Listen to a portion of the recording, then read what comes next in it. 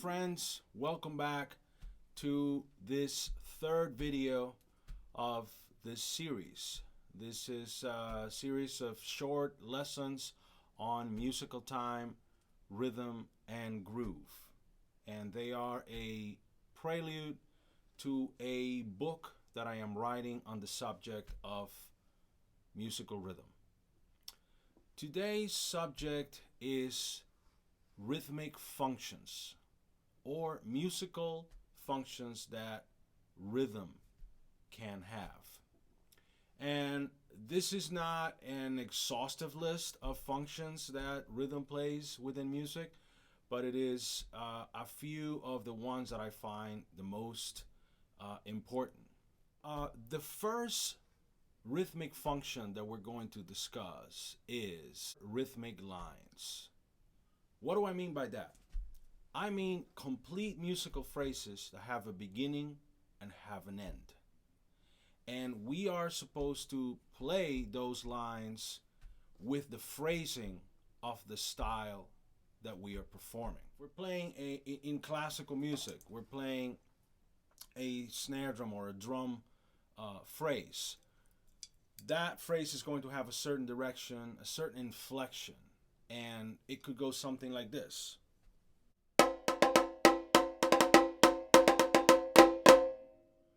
Right? So dum da da dum dum dum da ga da ga da ga dum da ga da gum dum dum. So each smaller note is leading towards the larger notes. So if this is the pulse,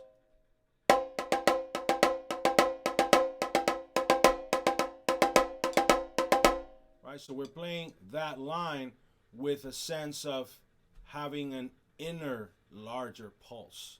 And we're going to direct the different rhythmic patterns within that line according to that sort of larger beat behind it. If we're playing a rhythmic line in, let's say, in Afro-Cuban music, let's say that we're playing a short conga rhythmic line.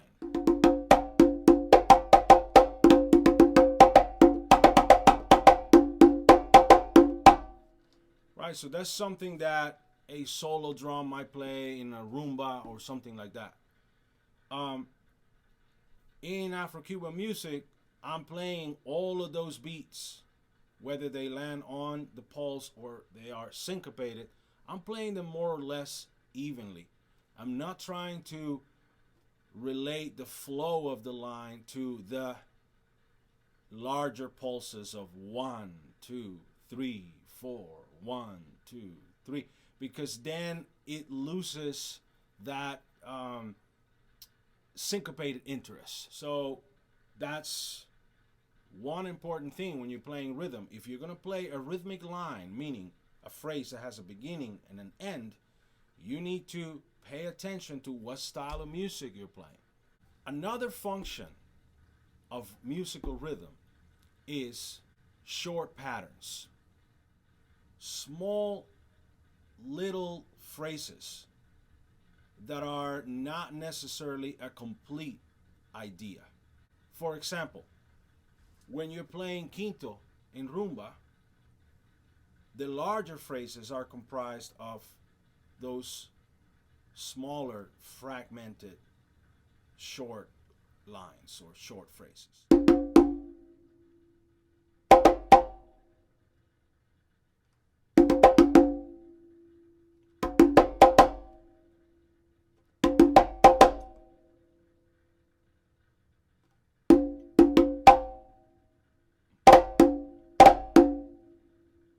The third rhythmic function that I want to discuss today is repeated patterns.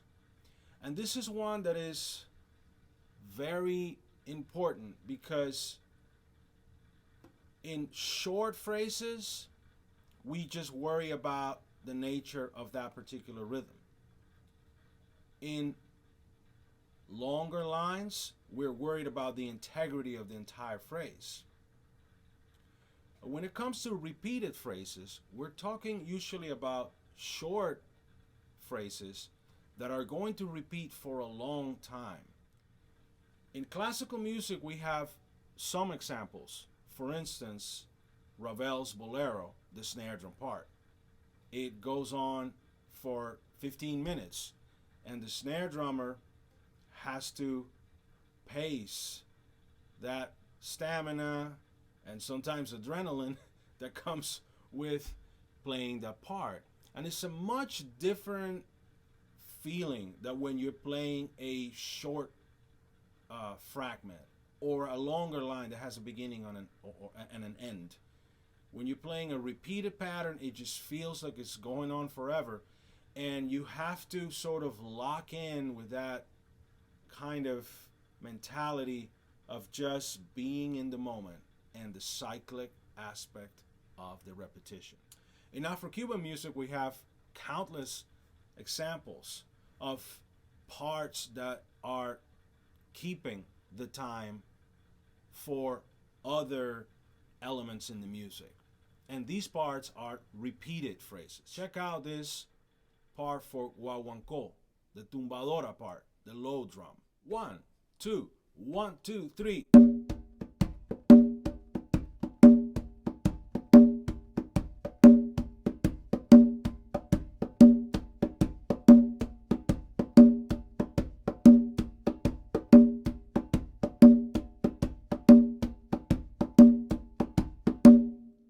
So in order to perform this part, I cannot be thinking of each individual short phrase as a beginning and an end, reset.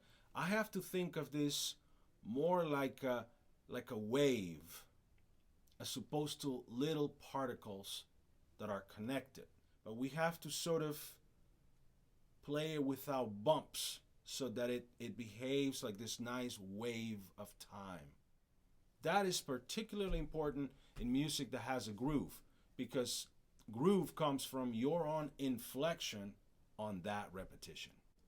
The last rhythmic function that I want to discuss today is phrases that lock in with each other.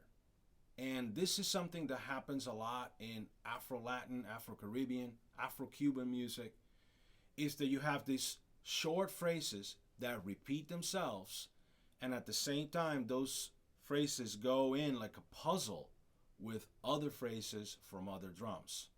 So when you're playing those, you have to not only be aware of the nature of that particular pattern that you're playing, like when I showed you with the tumbadora part on the rumba, but you also have to be aware of how that part locks in with the other accompanying parts. Check this one, this particular pattern from Awakwa music from Cuba.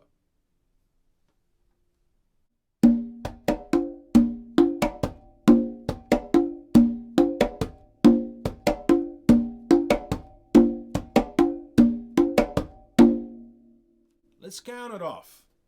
1, 2, 3, 4.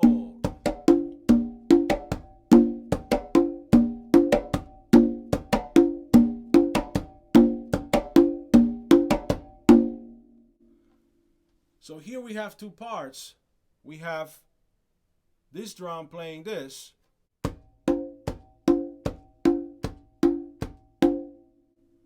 and the low drum playing this.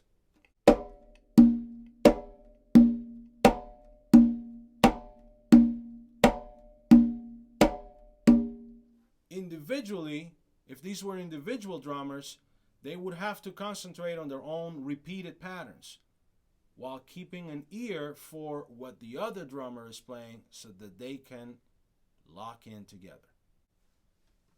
To summarize, we talked today about 4 different functions that rhythm can have in music, particularly in percussion instruments.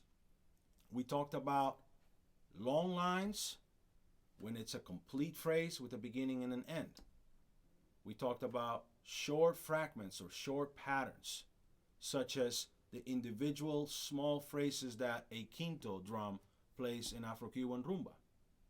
We also talked about repeated short patterns, in that these patterns are not part of a solo line, but they are part of the accompaniment, and how the drummer has to internalize that repetition almost like a mantra by evening out the spaces between the repetitions.